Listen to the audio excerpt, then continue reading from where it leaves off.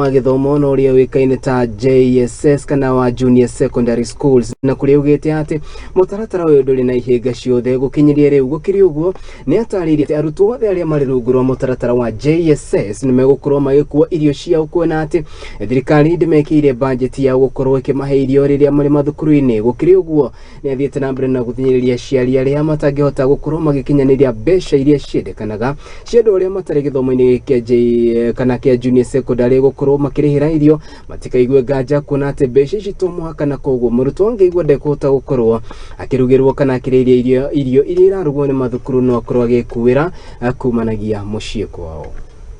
Yeah, thank you, Honorable Speaker. Indeed, there is no contradiction because 861 clearly states that providing lunch in our schools, particularly primary and junior secondary, is the responsibility of the parents. What normally happens, Honorable Speaker, is that the parents, the board of management convenes a meeting comprising of the parents of that particular school. And after discussing and agreeing on a figure, if it is 500, if it is 1,000, whatever figure that each and every parent is supposed to pay towards provision of lunch to their young ones, then they pay that. And we say, even those who don't pay because it's not mandatory, it's optional. We say it cannot be mandatory, it is optional. And even those who are not able to pay, because there are parents who say, yes, me, I'm not going to pay, I will be able to provide food such that my child can be able to carry their food from home to school. When the others are enjoying the school meal, he has carried the food from home.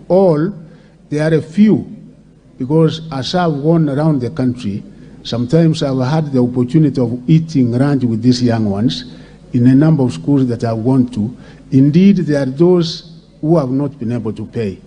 But what is normally done in these schools, even those who have not paid, Honorable Speaker, you find they are also served, they are actually accommodated in that arrangement.